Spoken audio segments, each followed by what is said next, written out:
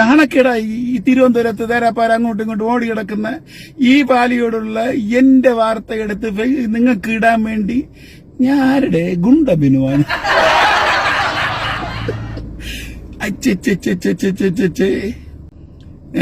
പിന്നെ ജനചാനലിനോട് എനിക്കൊരു കടപ്പാട് ഇപ്പൊ ഉണ്ട്. കാരണം എന്നറിയാം, എന്റെ കൂട്ടുകാരന്മാർ വിചാരിച്ചിട്ട് എന്നെ ഉയർത്താൻ പറ്റിയില്ല, പള്ളിയിലുള്ളവർ വിചാരിച്ചിട്ടും ഒരു പരിധിവരെയൊക്കെ ഉയർത്താൻ പറ്റില്ല. പക്ഷെ നിങ്ങൾ പണ്ടൊക്കെ ഞങ്ങളെയൊക്കെ പ്രവാചകന്മാരൊക്കെ എന്റെ അടുത്ത് പറയും, നീ ലോകം മുഴുവനും നീ അറിയും, യെരുശലേമിൽ, യഹൂദിയയിൽ, ശമരിയിൽ ലോകം മുഴുവനും നിന്റെ പേര് പ്രസ്താവപ്പെടും.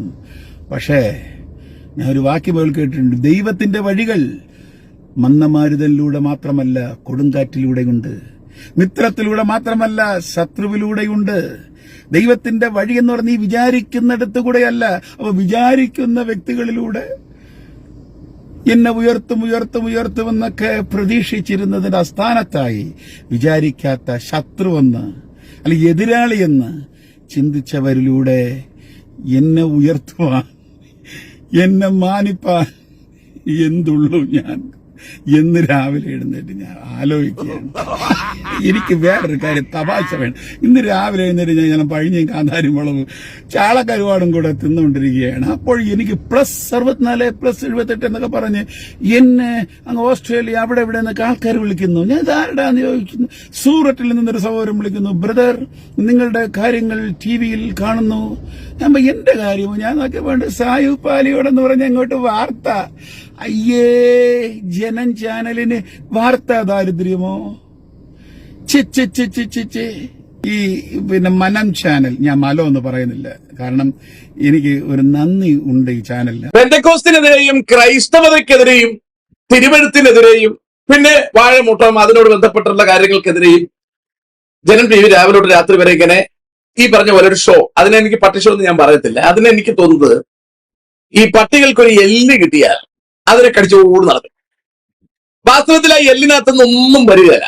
പക്ഷെ എങ്കിലും പട്ടികൾ അത് തന്നെ കടിച്ചോണ്ടിരിക്കും. കാരണം ഇവർ ഈ പട്ടി എല്ല് കടിക്കുമ്പോൾ അതിൽ ഈ കടിക്കുന്ന സമയത്ത് കുറെ നേരം കടിച്ചു വരുമ്പോൾ ഇവരുടെ മോണയിൽ നിന്ന് ചോര വരും.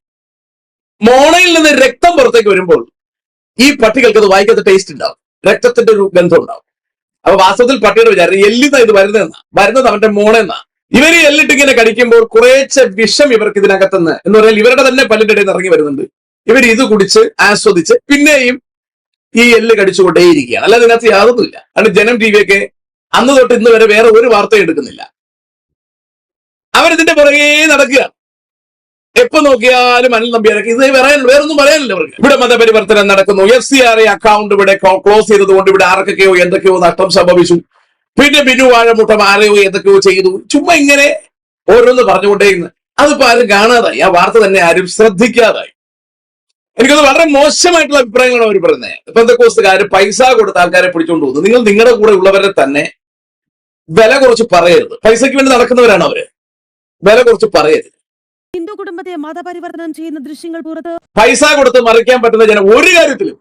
നിങ്ങളുടെ വിചാരം ആൾക്കാരെ പൈസ കൊടുത്ത് പെന്തക്കോസ്തി കൊണ്ടുവന്നു? ഒരു മനുഷ്യനെയും അങ്ങനെ കൊണ്ടുവരാറില്ല. അങ്ങനെ കൊണ്ടുവരാൻ പറ്റത്തില്ല. അങ്ങനെ ആയിരുന്നെങ്കിൽ ഇപ്പോൾ BJP-ക്ക് എത്ര സീറ്റ് കിട്ടേണ്ടതാ? എന്തുമാത്രം പൈസയാണ് പമ്പ് ചെയ്തത്. അങ്ങനെ ഒരു സീറ്റും ഇവിടെ കിട്ടിയില്ല. ആകെ 3 സീറ്റ് കിട്ടിയത് ഇവിടുത്തെ കമ്മ്യൂണിസ്റ്റ് സർക്കാരിന്റെ പിടിപ്പുകേട് കൊണ്ടാണ്. അതുകൊണ്ടാണ് കോൺഗ്രസിന് 102 സീറ്റ് കിട്ടിയതും ഈ പറഞ്ഞ പോലെ BJP-ക്ക് 3 സീറ്റ് കിട്ടിയതും. ഇല്ലെങ്കിൽ ഒരു താമര ഇവിടെ വിരിയത്തില്ലായിരുന്നു, കാതുകളിൽ ചെമ്പരത്തി പൂവേ വിരിയത്തുള്ളൂമായിരുന്നു. ഒരു സംശയക്കാര്യത്തിൽ വേണ്ട. ഈ 3 വിരിഞ്ഞത് തന്നെ താമസിയാതെ കൊഴിയും എന്നതിന് സംശയം വേണ്ട. VD സതീശൻ ഈ നിലയിൽ ഭരണം നടത്തി മുമ്പിലേക്ക് പോവുകയാണെങ്കിൽ ഈ വിരിഞ്ഞ 3 കാര്യവും വിഷമം തന്നെയാണ്. അതിനകത്ത് ഒരു സംശയമൊന്നും വേണ്ട. നേമത്തും കഴക്കൂട്ടത്തും ഒക്കെ കുറച്ചുകൂടി വൃത്തിയുള്ള സ്ഥാനാർത്ഥികളെ മത്സരിക്കാൻ നിർത്തിയിരുന്നെങ്കിൽ ഇതൊക്കെ തറതുറാതെ പോകുമായിരുന്നു. അത് കേരളത്തിനൊരു പ്രത്യേകതയാണ്. അതുകൊണ്ടാണ് PC ജോർജ് നിലം തൊടാതെ പോയത് കേട്ടോ. ഇനി അയാൾ വെട്ടം കാണത്തില്ല. ജോസ് കെ മാണി കേട്ടോ, ഒന്നുമില്ലാതായി പോയത് കേട്ടോ. അതാണ് കേരളത്തിന്റെ പ്രത്യേകത. കേരളം ചിന്തിക്കുന്ന ബുദ്ധിയുള്ള ജനമാണ് കേരളം. അതുകൊണ്ട് അത് നമ്മൾ മനസ്സിലാക്കണം. അത് മലയാള ജനതയുടെ പ്രത്യേകതയാണ്. പിണറായി പോയത് കണ്ടോ, ഇതെല്ലാം നിലം തൊടാതെ പോകും. അതുകൊണ്ട് ഇത് വളരെ കൃത്യമായിട്ട് മനസ്സിലാക്കണം. കേരള ജനത പൊട്ടന്മാരല്ല. കേരള ജനത കാര്യങ്ങൾ ചിന്തിക്കുന്നവരാണ്. ജനം TV അല്ല. ആര് കിടന്ന് ഇളക്കിയാലും അങ്ങനൊന്നും ഇളകത്തില്ല. അവർ വളരെ കൃത്യമായി കാര്യങ്ങൾ ചിന്തിക്കും. അർജുന, നീ ആയുധം എടുക്കാൻ ഞാൻ തേർതെളിക്കാമെന്ന ഹിന്ദുവിനോട് പറഞ്ഞത്. അത് അല്ലാതെ നീ അവിടെ നാമം ചൊല്ലിയിരുന്നോ പണിയൊക്കെ ഞാൻ നടത്തിക്കോളാം എന്നല്ല ഗീതയിലൂടെ പറഞ്ഞത്. നീ ആയുധം എടുക്കാൻ ഞാൻ മാർഗം കാണിച്ചു തരാം. നമ്മളെ ടീച്ചറെ, അർജുന നീ നാമം ജപിക്കരുത്, നീ വാളെടുക്കണം. അയ്യോ, ഒരു വെല്ലുവിളിയില്ല അതിനകത്ത് ഒരു പ്രകോപനവുമില്ല, അതിനകത്ത് ഒരു മതവിദ്വേഷവുമില്ല. പരിപാവനമായ വാക്ക്. നീ വാളെടുക്കേണ്ടടുത്ത് വാളെടുക്കണം. ശരി, അപ്പോ ഈ വാളെടുക്കുമ്പോൾ ബാക്കിയുള്ളവന്മാരുടെ കയ്യും കാലുമെല്ലാം പയർ വിത്ത് നടാൻ പോകുമോ? എന്തിനാ നീയൊക്കെ ചിന്തിക്കുന്നത്? മനസ്സിലാവുന്നുണ്ട്. 4, 3, 7 ദിവസം ജീവിതം, മേലെ ആകാശം, കീഴ ഭൂമി. മനസ്സിലായില്ലേ? ഒരു ശ്വാസം. ഇതിന്റെ ഇടയിൽ എന്തൊരു വെല്ലുവിളി, എന്തൊരു കൊലവിളി. ഒരു ചെറിയ ആത്മീയം പറയട്ടെ. അയ്യോ, ഞങ്ങൾ ചെറുപ്പം മുതലേ അപ്പാവികളാണ്, ഒരുത്തൻ അടിക്കാൻ വന്ന് ഞങ്ങളെ കൊണ്ട് പറ്റൂല, കഴിവില്ല, സഹോദരം. ഇതല്ല ആത്മീകത.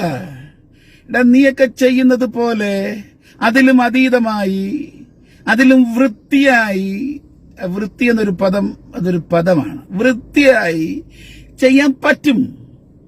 പക്ഷേ ഞങ്ങൾ ചെയ്യുന്നില്ല. അവരെയൊക്കെ കുത്തിനെ പിടിച്ച് നിർത്താനൊക്കെ അതിനുള്ള ശേഷിയൊക്കെ ഭാരതത്തിനുണ്ട്. അതിലേക്ക് ഇറങ്ങിയാൽ ഇവരാരും എങ്ങോട്ടൊക്കെ ഓടുവര്. ഇതാണ് യഥാർത്ഥ കൊലവിളി, ഇതാണ് യഥാർത്ഥ വെല്ലുവിളി.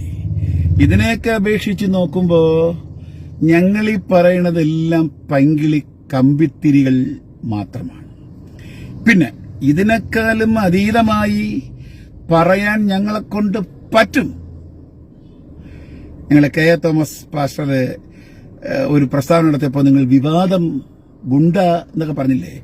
ഞങ്ങളെ കൊണ്ട് നിങ്ങളെ ചെയ്യുന്നത് പോലെ ചെയ്യാൻ പറ്റും, പക്ഷെ ഞങ്ങളത് ചെയ്യുന്നില്ല. കാരണം ഞങ്ങളുടെ ഉള്ളത്തിനകത്തിരിക്കുന്ന ക്രിസ്തു, ഞങ്ങളുടെ ഉള്ളത്തിനകത്തിരിക്കുന്ന എറ്റേണൽ ലൈഫ്, ഞങ്ങളുടെ ഉള്ളത്തിനകത്തിരിക്കുന്ന പുനരുത്ഥാനത്തിന്റെ ശക്തിയാൽ, അതാണ് ബൈബിൾ, എന്നെ ബലപ്പെടുത്തുന്ന ദൈവത്താൽ ഞങ്ങളത് ചെയ്യുന്നില്ല, ഞങ്ങൾക്കത് ചെയ്യാൻ പറ്റുന്നില്ല. അതാണ്ട് ആത്മീയത. ജന്മനാ ചെയ്യാൻ കഴിയാത്തവൻ ചെയ്യുന്നില്ല എന്നതിനേക്കാളും ചെയ്യാൻ പറ്റും, പറയാൻ പറ്റും, പക്ഷേ ഞങ്ങൾ ചെയ്യുന്നില്ല. ഈ ആത്മീയത കൂടെ നിനക്കൊക്കെ മനസ്സിലാകാൻ പറ്റാതെ ബിനു വാഴമുട്ടവും കെ. തോമസും സായു പാലിയോടും ഇവിടെ കിടന്നുകൊണ്ട് ഗുണ്ടായിസം നടത്തുന്നു, ആക്രോശം നടത്തുന്നു, വെല്ലുവിളി നടത്തുന്നുവെന്ന് ഈ മനം ചാനൽ, ഞാൻ മലോ എന്ന് പറയുന്നില്ല, കാരണം എനിക്ക് ഒരു നന്ദി ഉണ്ട് ഈ ചാനലിന്, ഞാൻ പിന്നെ പറയാം. പിന്നെ ഈ മനം ചാനലിനും എന്തേ നിങ്ങൾക്ക് മനസ്സിലാൻ പറ്റാത്തേ? ഒരു 90-കൾ മുതൽ 2000 വരെയുള്ള കാലഘട്ടങ്ങളിൽ പാസ്റ്റർമാരെ നാട്ടുകാർ ഓടിച്ചിട്ടടിക്കുന്ന ഒരു ചരിത്രം കേരളത്തിലുണ്ട്. ഈ ഇവിടെ സ്വാമി സത്യാനന്ദ സരസ്വതിയെ പോലുള്ള ആൾക്കാര് ചെറുകോൽപ്പുഴ ഹിന്ദുമത പരിഷത്തിൽ പ്രസംഗിക്കാൻ പറ്റും. അപ്പൊ അദ്ദേഹത്തിന്റെ ഒരു ഉദ്ഘാടന പ്രസംഗം കഴിയുമ്പോഴത്തേന് ഈ പ്രസംഗം കഴിഞ്ഞിട്ട് പോകുന്നവരൊക്കെ പാസ്റ്റർമാരെ കൈകാര്യം ചെയ്യും. അപ്പം അങ്ങനെയൊക്കെ ഒരു ചരിത്രം ഇവിടെ ഉണ്ട്. അങ്ങനെ ഇനിയും ചെയ്യാനും ഇവിടുത്തെ ഹൈന്ദവ സമൂഹത്തിന് മടിയൊന്നുമില്ല. ഈ ചെറുകോൽപ്പുഴയിലിരുന്ന് മടങ്ങി വന്നപ്പോൾ പാസ്റ്റർമാരെ ഓട്ടിച്ചിട്ട് തല്ലി എന്ന് ഒരുത്തനെന്ന് പറയുന്ന കേട്ടു. എന്നാണാവോ അത്? ഞാൻ ചെറുകോൽപ്പുഴ കുറച്ചുകൂടെ വിളിച്ചു ചോദിച്ചപ്പോ അവന് കിറുക്കെന്നാണ് പറയണത്.